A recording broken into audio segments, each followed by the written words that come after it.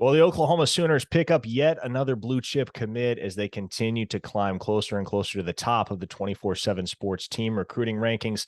I'm Parker Thune, joined by the man of the hour, four-star defensive back Makari Vickers out of Hey, Tallahassee, Florida, the newest Sooner. Now, Makari, what went into the decision? And I guess let's start right off the bat with the most obvious question.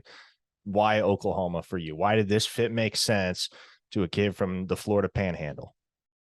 for one, I want to thank you for having me on. It's truly a blessing to be recognized by, a lot of people that recognize your talents. But for me, I think what led to this was just the vibe that I get from everybody on the coaching staff. Obviously I'm close with Coach Villi and Coach Venables, but I'm close with position coaches that I'll probably never see again. Like it's just crazy how everybody welcomes you with warm arms, open arms, and it just feels like a home away from home. So why not choose a home? Now, elaborate a little bit on your relationship with Coach Villi, because I know it dates back to the Alabama days for him. Mm. And he's a guy that, as you mentioned, you've developed a very, very tight bond with over the course of the last few months in particular. So what can you say about Coach Villi and the way that he's pursued you throughout this process? I speak nothing, but I give nothing but high praises to Coach Villi. Like you said earlier, when he was at Alabama, we had a real close connection. And then when he went to Oklahoma, he kind of opened up a bit, and I got to see more of his personality. And ultimately, that helped me connect with him a little bit more because he's a real funny guy. A lot of people don't see it, or a lot of people do see it. Just depends. But he's a real funny guy, and that kind of helped me connect with him a little bit deeper on a deeper level, which kind of wanted me to be coached by him. So that's one thing. Yeah. Now, there's been debate among fans and analysts and experts alike as to what you're going to do at the next level, because obviously you're a guy that's had an impact on both sides of the ball at the high school level, got an outstanding future in the secondary, regardless of your exact positional fit. But what has the Oklahoma staff sold you on in terms of what they want to do with you and their defensive scheme? Well, Coach Vlad, throughout this whole process, he's been preaching about how versatile I am from what he's seen on film and in person. That like when he was at Alabama, he saw me at the Alabama camp that they had. I believe it was last summer. He saw that I went to star, I played nickel, I played safety, and I played corner. So that's one thing that he liked was my versatility. And then two, he said when I come up there and I'll get to learn the scheme and stuff, he said that he'll start me off at corner, but they'll be losing a lot of guys in secondary from graduation or getting drafted to the league or declaring for the draft. So he said that I'll start by learning corner, but if need be, then I'll probably get on the field more than likely at cheetah, and I get some rotation between corner, cheetah, and safety. So Now, Brent Venables is a guy that's widely regarded as one of the premier, if not the absolute best defensive mind in the collegiate game. Coached in 8 national championships. Now he gets the opportunity to be a head coach for the first time at OU. And the Sooners are recruiting on the defensive side of the ball as well as they ever have. And obviously, you're the latest addition to the fold in that regard. But on Coach Venables, what's been the nature of your interactions with him to this point, and what gets you excited about playing for a guy like that has his resume? the one thing that gets me excited the most is seeing how I've been to one of the spring practices and being in his office and nothing changes. He's always on 10 when you're sitting down talking to him on that crazy couch is in that big office, or when he's on the practice field like, oh, you're coaching up the guys. One thing that I see that his energy is really infectious. When you see Coach V get going, you see everybody on the field. It's just getting turned, everybody's filled with energy. So well, who wouldn't want to play for that? Now, the Sooners got another commit from your hometown earlier in the cycle, picking up a pledge from 3-star wide receiver Keon Brown. And I know you know Keon on a personal level. And I remember in talking to him pretty immediately after he committed to Oklahoma, that was one of the first things he mentioned was, hey, I'm trying to get Makari Vickers to Oklahoma with him. So how has your relationship with Keon evolved over the last couple months, and how did he factor into the process? I can definitely say he factored kind of a lot in the process. Being two kids from Tallahassee, Florida, in this Big Bend area, you don't really see a lot of guys come through high school football and then get the chance to make it to the collegiate level. So that's one thing.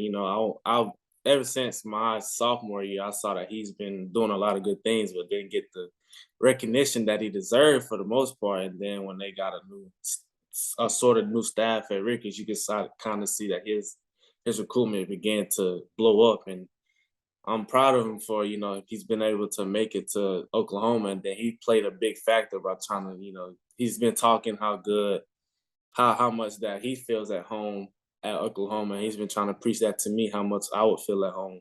And then who wouldn't want to see two boys from Tallahassee play on the same team in college?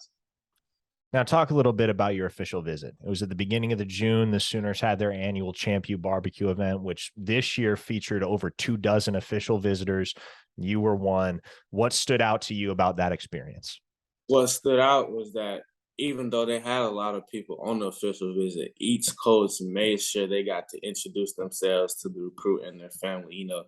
They didn't just be like, "Oh, how you doing?" They made sure they got to sit down with everybody and introduce themselves and how they see that one recruit and his family will fit into the process that OU is trying to start. So that's one thing that really drew me towards Oklahoma. Now, your other finalists were Alabama and Michigan. You had a ton of programs recruiting you throughout the process, but obviously, especially over the course of the summer, Oklahoma emerged as kind of the front runner alongside the Crimson Tide and the Wolverines. So I am curious, at what point did you know? I know you were on campus again in late July for the Party in the Palace, another big recruiting event the Sooners had with several elite prospects in the 2023 cycle. But at what point could you confidently say, yeah, Oklahoma is the place for me? Uh, I would really say it kind of happened before I took the visit again not too long ago, but because my family, my dad is a pastor, and my family really believes in prayer and sitting down and think about it and trusting things with your intuition and things like that. So, as a family, we sat down, we prayed about it, talked about it, asked many other people's advice that's through that believes in God, and it was just too many signs to pass up. That just said that Oklahoma was the move. And then I love the programs over at Alabama, Michigan. I have Terry on at Alabama, so it's kind of hard to turn that down. But when God is the one that's telling you that Oklahoma is the move, then you just can't go wrong. Yeah, the Sooners now have upwards of 20 commits in this cycle and knocking on the door of not just a top 5 class, but potentially a top 3 class down the stretch here. How much did some of the guys that are currently committed to Oklahoma and have been for some time, how much did they play into the process, and how often were they touching base with you, making sure you knew, hey, we want you at Oklahoma. This is the spot. Yeah, I can definitely say I played a big role. Jackson Arnold, the quarterback, he got my number from Coach V and made sure that he texted me and made sure he reached out to me just saying, "Hey, Oklahoma really needs, like Coach Velas said, we're losing a lot of guys in the secondary, and we need to pick up some of the spots where we left off, and you'll be one of the great additions." And so, with him being the first commit under that new staff, it's kind of hard to turn that down when somebody that's on the same level, if not higher than you, is looking out for you and trying to tell you how what this would be the best move for you. So Now, again, you're from Tallahassee. It's a long way from Norman, Oklahoma. What if there's one thing that you really had to pick out that made Norman and made the University of Oklahoma really feel like home to you? What do you think that was? I really say the support. You get a lot of support from the fans on Twitter or any social media fan base. All the fans, they really welcome you in like you're one of theirs. And then, I come from a family where we almost have to do everything together. So, going from one support system to another support system, it really doesn't feel any much different other than, it's a lot. Well, it doesn't feel that much different other than the amount of people that are actually supporting you. Going from maybe 10 people from your family to hundreds of thousands of people across the nation, maybe even the globe supporting you, just wanting to see you do good and under their program. So. Now, the sole mission at Oklahoma, serving our uncommon legacy, one of the things that Coach Venables instituted pretty much the minute he came over from Clemson, a program that's designed to provide some of that support, to provide a network and guidance for every member of the football program. How much did that play into the pitch that Oklahoma made to you as you continued to visit Norman over the course of the summer and as you continue to grow in familiarity with Oklahoma as a program? That also played a big role because a lot of programs talk about, oh, you need to make sure your mental health is okay, but they don't really have certain things set in place other than maybe one or two people with offices that you can come in and talk to that people don't really utilize.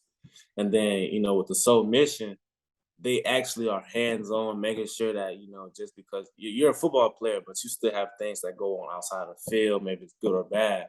So they have people, they have four specific people. Actually, one of them was Caleb Kelly. He was actually one of my hosts when I came on the official visit, and he kind of taught me through Soul Mission, and he was telling me how Coach BV, he cares so much about them that he even got them their own office spaces, so now they're really like officially a part of the program. And he was telling me how Coach BV, he spends just as much as time with Soul Mission as he done with the football team and the football program. So, to have a head coach out of all people so invested in your mental health and things that you got going on outside of football is really something that attracted me to Oklahoma. Now, you mentioned the relationship with Coach Valai is kind of the driving force, and you mentioned Coach Venables, but I want to rewind to something you also mentioned, which is that you've had the opportunity to interact with and develop relationships with a number of the other staffers that don't necessarily have any particular affiliation with the position group you're going to play at Oklahoma, but are just simply people that, much like you, are going to wear that OU logo on their polo or on their uniform over the next few years, and they're going to interact with you one way or another, even if it's not on the same intimate level that Coach Valai will. So, who are some of the folks that you had the chance to talk to and interact with over the course of your time at Oklahoma that really helped sell you on OU being the place? Like I said earlier, Caleb Kelly, he's not a football coach, but he's still somebody that came through that program. And that's one person. Not only does he do Soul Mission, but you can come to his office and talk to him about anything, or you need help with the players, you just need to talk to somebody. And then Coach Chavez, he's a real funny guy. He's a real funny character. He has a black dad and a white mom, which is funny to me because it doesn't look like it. But he's one of the D line coaches. And without the D line, I don't think I'll get as many picks. So why wouldn't you want to interact with him so you have a good so you have a good relationship with him? And then Coach Bates, he's a cool guy. With the snaps and the poems and all that good stuff. So that's kind of and then Coach JP. I can't leave him out. He's one of the guys. Every time I come on campus, he makes sure that he's with me majority of the day just to chop it up, just to pick up where we left off. So that's a couple of people on the staff. You planning on getting back to Norman this fall for a game day? Yeah, I would really hope so. It's so far, and then our games are usually on Fridays, and they have Saturday games. But if I can definitely make a game, I definitely will. Now, what are your expectations once you arrive on campus, not just for yourself as an individual, but for the team? Where do you think Oklahoma has the opportunity to go as a program over the next 4 or 5 years under the direction of Coach Venables? Well, it really starts with the coaching staff. They put together an amazing coaching staff since Coach Riley left from OU. So with the coaching staff being put together, now that they drafted, a potential top five, maybe top three class, and with the people that they have there now, I believe the only way they can go is up. They talk about it. They've built the hype around themselves. Even the fans believe it. With the spring game having over 75,000 plus people in the game for a spring game. So I believe my expectations for OU are nothing but the best. I can't see them going anywhere but upwards this season and then the next 4 to 5 years. Now, one question that the Oklahoma fans are going to be asking in particular, now that you're locked in, you're committed. Who are you going to be trying to get on board with you now as the Sooners attempt to close down the stretch on some really key 2023 targets and put together a top three class? One person that we kind of went back and forth was Jacoby, but he committed before me, so I'm kind of glad that happened. But one person that I'm really looking forward to is DJ Hicks. He's not too far from Texas UT. Ugh, horns down. But we really have to get him. I was with him when I recently visited not too long ago, and he seemed like a really good guy. And he's really athlete. We played knockout in one of the basketball gyms, and not only can he shoot, but he can dunk. And he's just really athletic guy. So that's one person that I want to play with. That's the one person that I have to get on board. No doubt, man. Now, last question for you. If you got a message to pass along to the Sooner fan base, now that you're 100% locked in with Oklahoma, what do you want to say to them? What do you want them to know? One thing that I have to let them know is that I'm home now. I can't do nothing. I'm never leaving. I'm 100% committed. I'm ready to get there and get to work.